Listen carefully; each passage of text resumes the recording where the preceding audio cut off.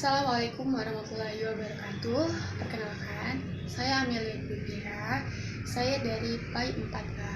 Nah, di sini saya akan membahas tentang kitab Safiatul Munajat, yaitu bab waktu mengangkat tangan dan syarat sujud.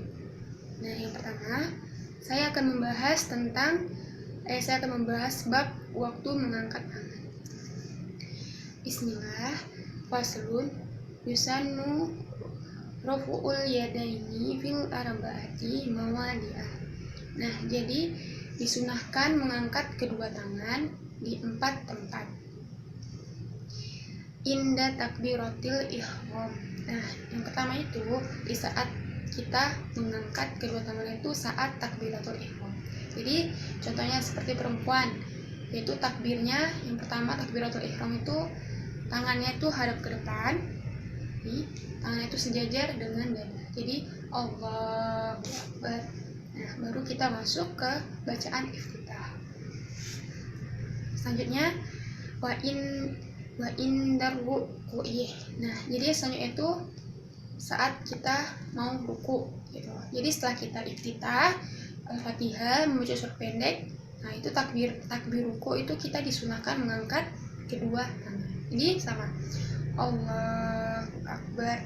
Nah, di saat sujud itu, di saat ruku kita itu disunahkan untuk punggung dan kepala itu sejajar. Jadi kalau misalnya kita di peragaan itu kita membentuk siku-siku 90 derajat. Yang selanjutnya indal iktidal. Nah, yang selanjutnya itu waktu kita iktidal, mau iktidal. Jadi setelah ruku nih kan, baru sami Allahu liman hamidah. Nah, di saat itu setelah kita iktidal, baru kita membaca bacaan iktidal. Yang selanjutnya wa indal qiyami minat tasyahudil awal. Nah, yang selanjutnya itu ketika kita tuh bangkit dari tasyahud awal.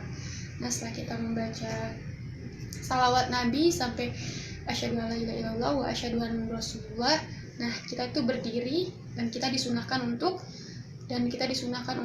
takbir lagi seperti ini.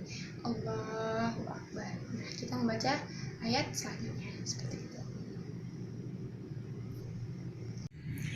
Baik, selanjutnya saya akan membahas tentang bab syarat sujud. Bismillah. Faslun syurutus sujudi sab'atu. Syarat sujud itu ada 7. Ansyajuda ala sab'ati a'dha'i. Nah, jadi kita tuh sujud di 7 anggota sujud. Anggota sujud itu ada 7, yaitu dahi, kedua telapak tangan, lutut, dan pangkal jari kaki. Nah, yang ke-7 ini itu benar-benar menempel di lantai atau tumpuan sujud kita. Selanjutnya wa antakuna jabahatuhu maksyufah. Nah, jadi yang selanjutnya itu dahinya terbuka. Jadi contohnya kayak perempuan nih, kalau waktu sujud itu mukena kita tuh nggak boleh sampai alis gitu, jadi kita harus nampakin dahinya. Begitu juga dengan laki-laki gitu. Jadi kalau rambutnya sampai gini, rambutnya sampai panjang gitu, poni selamat datang, itu disingkirin dulu atau pakai sompok dulu seperti itu. Jadi dahi kita tuh terbuka dan harus kena sama tumpuan sujud kita. Selanjutnya wattahamulu bira'sih. Nah, jadi selanjutnya itu meletakkan kepala kita gitu. Jadi maksudnya kepala kita itu benar-benar kita letakkan di lantai atau tumpuan sujud kita. Nah, selanjutnya wa adamul huwi li khairi. Nah, jadi selanjutnya itu tidak meniatkan sujud, maksudnya tidak meniatkan untuk selain sujud. Jadi waktu kita sujud, niat kita itu untuk disujud, membaca bacaan sujud. Tidak waktu kita sujud, niat kita tuh udah di ruku atau iktidal. Jadi seperti itu.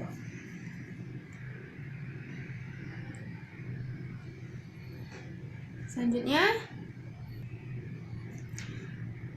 wa ala yasjuda ala syai'in yatakharuku biharokatihi.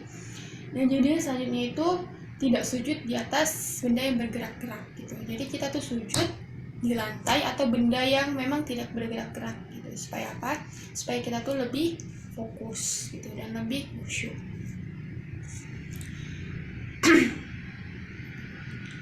Yang selanjutnya itu wartifa'u asafilihi ala a'alihi.